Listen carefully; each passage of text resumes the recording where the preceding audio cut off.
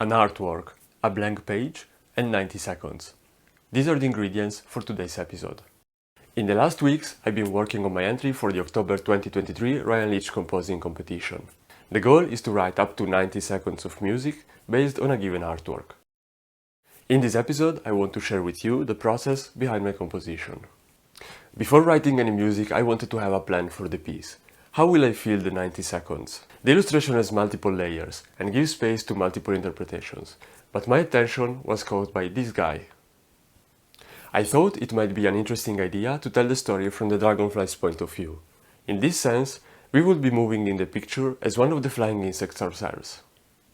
We start from the bottom left corner, where the scene focuses on the grass, the breeze, and the flowers. We move on, reaching the other dragonflies.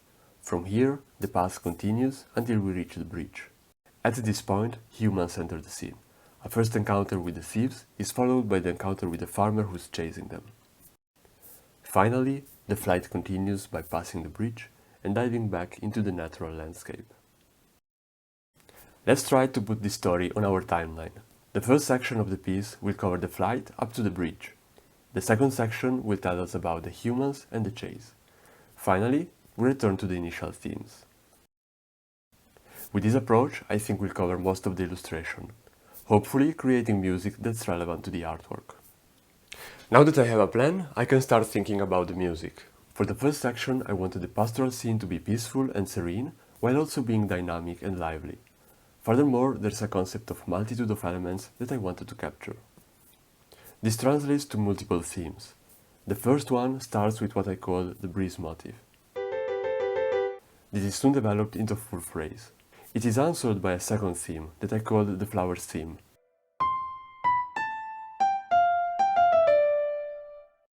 As the music further develops, we reach a third motif, the dragonflies theme. This will be the longest theme of the piece, and it soon develops through a motif variation. Finally, a reprise of the flowers theme, in a variation form, precedes the bridge that will lead us to the next section.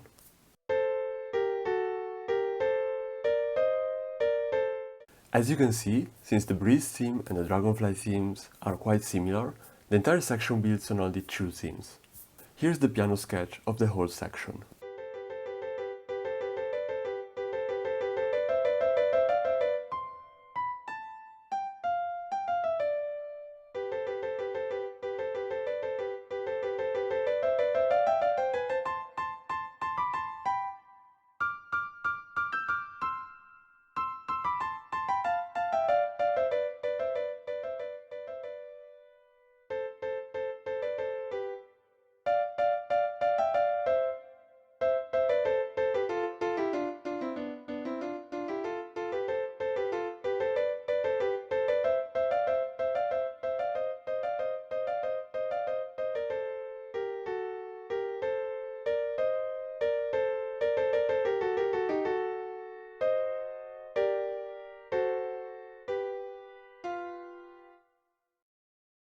In the next section, the story focuses on the humans. In this case, I wanted to depict a dialogue between the thieves and the farmer. Furthermore, this section needs to be in stark contrast with the previous one. In fact, from the dragonfly's point of view, this human activity is an alien annoyance to his natural habitat. To do this, I started by introducing a tempo change and fortissimo dynamics, which has not been used so far in the piece. The usage of syncopated triplets also contributes to creating contrast with the initial themes.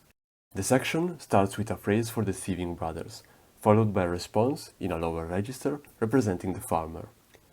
One more exchange in this style, and the section is finally wrapped up by a closing phrase, in which the two voices are overlapping as to represent the chase.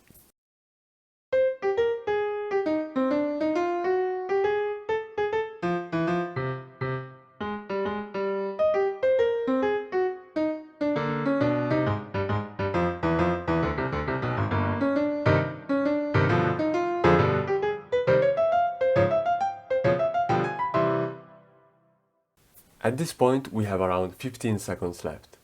My goal with this closing section is to go back home, a return to the initial themes and style. To do this, I found one phrase in the initial section that is exactly what I needed. It even starts on C, which is the closing chord of the previous section, and ends on E, which is the dominant of A minor, the key I wanted to end the piece in. I copied this section to the end of the piece, and I added a bridge to smoothly connect section 2 with section 3.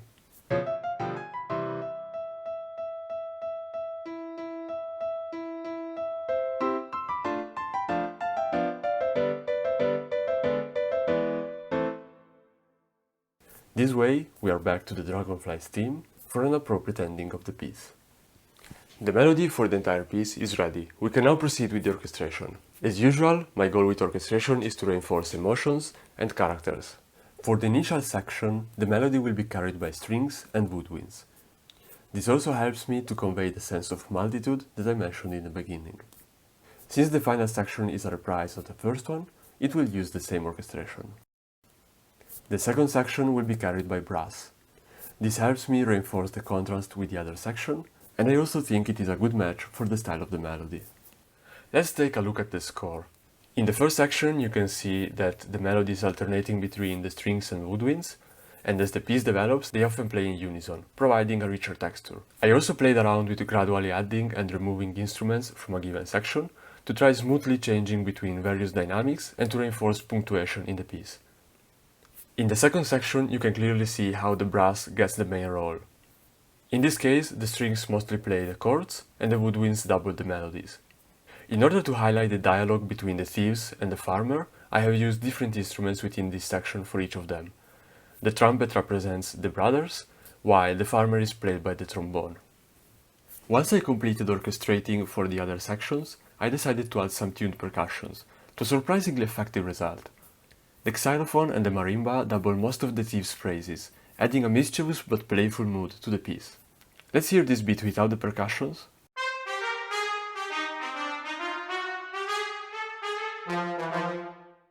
And with the percussions.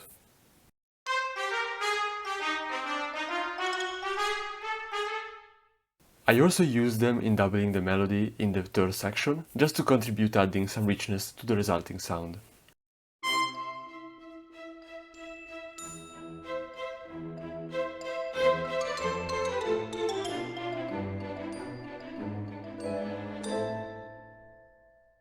The harp is used in a similar way, providing richness to the texture, especially in the last two chords of the piece. Another instrument that I find extremely effective but subtle is the Glockenspiel.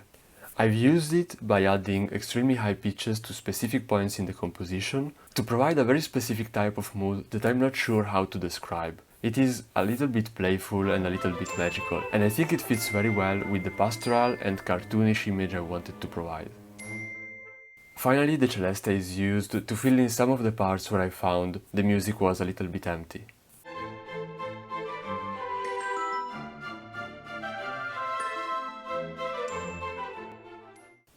With the final addition of these percussions, the piece is now ready. Let's hear the final result.